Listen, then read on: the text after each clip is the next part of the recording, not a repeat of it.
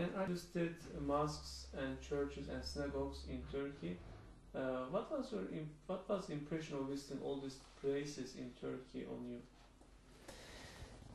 Well, one of the impressions that was made to me, particularly in Istanbul, where you can't look any direction without seeing a minaret or a lot of minarets. I remember a lady made the comment one day. She said, "Isn't it nice that these minarets are constant reminders of the need to pray?" And that thought has crossed my mind many times since then. And I thought that is a good thing when a people feel the need to turn to God and to seek God's help and to seek God's blessing in their life. That is a good thing. And what was the feeling when you first heard the call to prayer in Turkey, especially in Istanbul? Well, because it was an unfamiliar sound, of course I paid a lot of attention trying to understand it. And later it was explained to us in a little more detail. And again, it's a nice thing to have reminders throughout the day to pray. At the university where I'm a professor, we have a worship period, a chapel period at 11 o'clock every morning. And at 10 minutes till 11, we have chimes that are sounded that you can hear for some distance around that does much the same thing. That reminds people it's time to stop what you're doing, spend a few minutes in prayer and devotion to God and to Jesus Christ. And it's a helpful thing. It's a good thing to be reminded, because we get busy and we forget and we do other things. And these activities in congregation may facilitate better feelings and make it more efficient, as you do at 11? Well, I would certainly hope so. I don't know where all that question might lead, but I would certainly hope that it would produce people getting along with each other better. I would hope that it would mean that people rely on God more than they rely on themselves. And what did you feel when you see people praying in mosques all together? What was the impression when you visited mosques? Well, I really had several impressions. Being a student of religion and being very interested in that, I was impressed that there were people who would take the time several times a day to leave their work or whatever they're doing and would come and pray, and were very reverent about it. I was also struck by the fact that the men and the women were praying separately. I guess as an American, in my own experience, that struck me as well. And did your views about Islam and Prophet Muhammad change after the trip? Like given that the media depicts Islam or Muslim people in a very different way than I'm sure you saw in Turkey and in Istanbul. So if you just know Muslim people by the media, as depicted by media, did they change at all? I'd say to some degree, yes. I think, again, being a student of religion, I understand that in any of the major world religions, you have elements on a broad spectrum.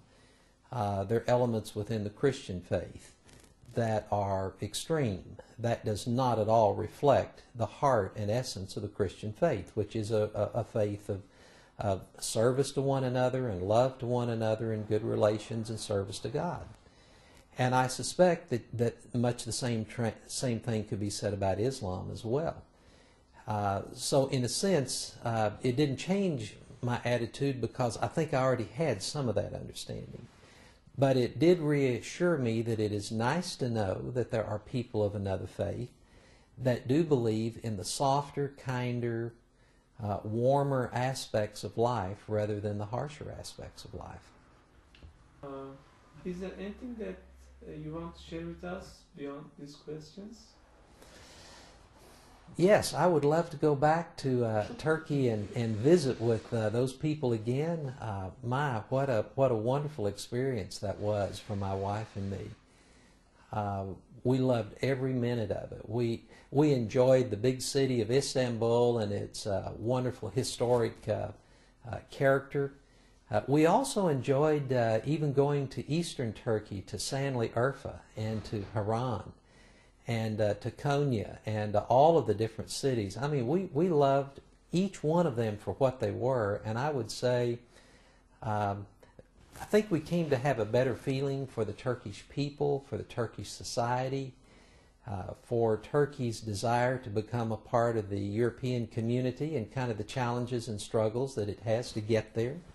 It's a noble goal. It's a big challenge, but it is a good challenge, and I think it's one of those ways in which it helps to bring people together of different parts of the world. So it was just a real inspiring experience to us. The people that we worked with on the trip, our guides, were some of the finest young men I think we've been around.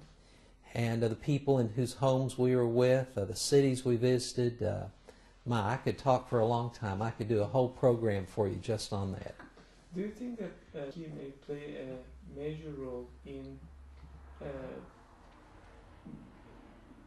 mediating the different cultures, given that between the European culture and the Middle East culture together in a peaceful way? Well, you know, I think it has an opportunity to do that. And when you look at the map, geographically, it is certainly situated ideally and perfectly to accomplish that kind of a mediating position. And I hope that that is in the hearts of Turkish leaders. And I hope it's in the hearts of other leaders of the world to allow maybe that kind of effort to be done. Anything that's going to help people understand each other and get along better is going to be a good thing. And I'm sure you also visited like mosques, churches next to synagogues that are each other, and they have been there together for centuries. Like, will they help you to? Will they help you at all in understanding that there might be these people can live together regardless of the violence that we see in different parts of the world, especially in the Middle East? They may set up a good role model for those people or the people over there. Yeah, but people certainly can live together. We know, of course, from history, people tend not to get along very well when they're different from each other. And oftentimes the reactions are the result of somebody's just different from me. They look different, they sound different, their beliefs are different, and but usually that's based on fear. It's not based upon anything that has to produce conflict. And I think if people can understand each other, if they can try to respect each other's lifestyles, ways of life, beliefs, cultures, religions, countries, maybe we learn to get along better as God's children. And if you want to give a message to the host families or financial sponsors of this trip, what would you like to tell them? Well, my wife and I would both like to say thank you so much. We're deeply appreciative and deeply grateful for your hospitality and for your generosity in making this experience possible. It's one that we've talked about to our friends a lot in a very positive way. They've expressed a lot of interest. They've wanted to see our pictures and hear the stories.